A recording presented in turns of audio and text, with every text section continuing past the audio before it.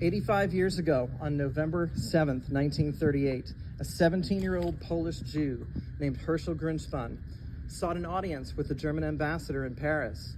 He was refused and was instead referred to a junior official named Ernst von Rath. A stateless person, Grünspan had just learned that his parents and two sisters had been deported from Germany to Poland. Weeks earlier, the Polish government had required that its citizens living outside of Poland revalidate their passports or lose the right to return. In response, Nazi authorities brutally rounded up Jews with Polish citizenship and dumped them at the border. Meanwhile, Polish authorities refused to let them into Poland.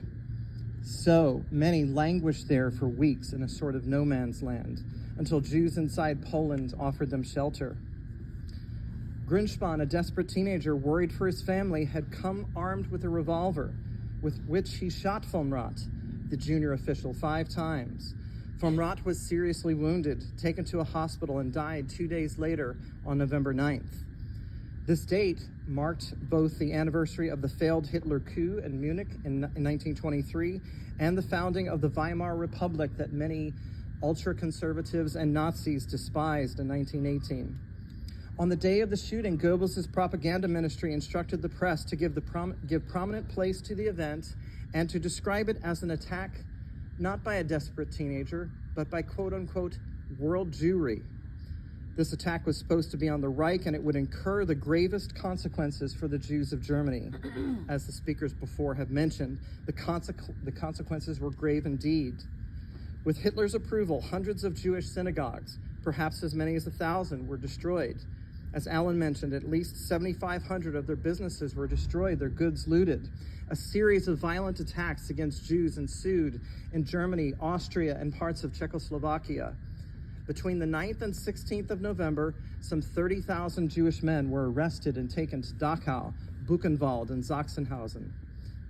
Though the official Nazi report on the pogrom estimated only 91 deaths, the death toll was certainly much higher, probably in the hundreds. There were at least 300 Jewish suicides in Germany as a result of the despair brought on by the pogrom. While hundreds of thousands of Jews had left Germany during the first years of the Third Reich, tens of thousands of fearful Jews now began to emigrate with heightened urgency to other places, including America, Palestine, and the United Kingdom. These events have come to be known as Kristallnacht, which translates roughly to Night of Broken Glass. Yet, European Jews usually referred to it, as Rabbi Klayman did, as the November pogrom, or the Reich pogrom. The calamitous attacks and the ensuing imprisonment of tens of thousands of Jewish men actually lasted not just for a night, as in Kristallnacht, but for roughly a week. The public violence and devastation signaled a major turning point in the history of European Jewry, culminating in the Shoah. On October 7th, the terrorist organization Hamas carried out a pogrom. They targeted primarily Israeli Jews in a horrific attack. Some of the victims and hostages are citizens of other countries as well, including the US, the UK, Canada, France, Thailand, Nepal. The list goes on. The attack is indeed the deadliest assault on Jews since the Holocaust. More than 1,400 were murdered, and more than 200 have been taken hostage.